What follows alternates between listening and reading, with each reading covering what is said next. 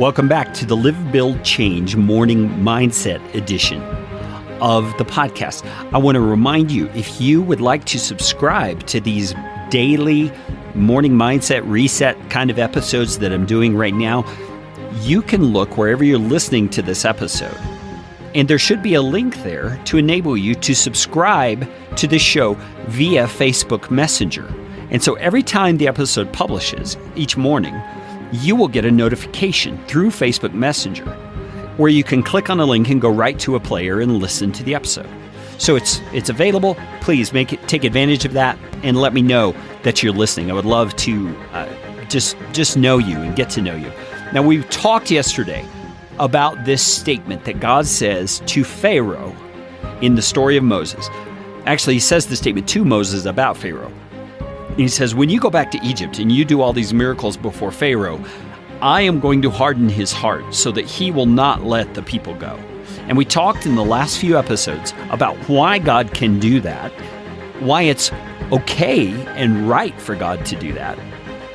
And now we're going to deal a little bit with what was God's purpose in doing it. Because in our lives, this isn't just a fictional character. Pharaoh was a real person. And he's not just a person from the past. He is a representation of us and the people around us. We are all creatures of God who God at any time can direct in the exact way he wants us to go. And so we need to ask the question, why does God do things such as what he did with Pharaoh? Why would he harden someone's heart to the point that they sin like Pharaoh did?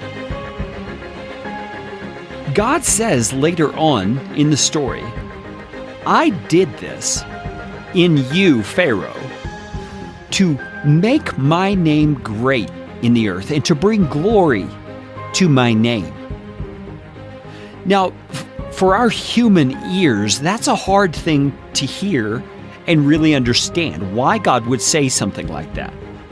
The reason it's hard is because we have known people who are full of themselves. That's what we would call it.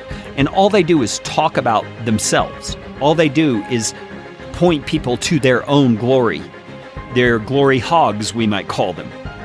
You see athletes like this sometimes who are arrogant and bragging and very cocky.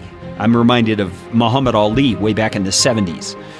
He was one of these kind of people. And there was a certain appeal to it because of his confidence, but there was also just this repulsion in a way, because all he did was point people to how great he believed he was.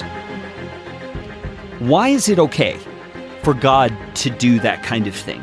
And even more so, why is it okay for God to harden the heart of this man, Pharaoh, so that he will receive glory? In our human ears, that doesn't make sense because of those people we have known.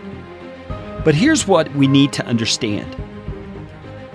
The people we have known are fallen human beings. They are people who are not perfect, people who have plenty of flaws. And so when they are promoting themselves and pointing others toward their glory, they are guilty in some ways of false advertising because they are portraying themselves as something more than what they are.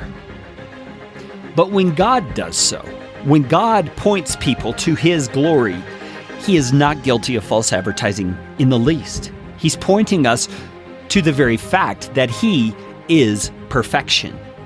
God himself, he is absolutely perfect in all that he is and all that he does.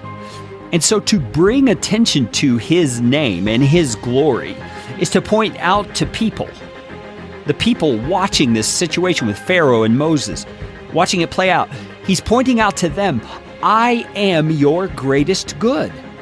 I am the one who you should be turning to not only in worship, but for the salvation of your soul, for every good benefit that you could ever receive.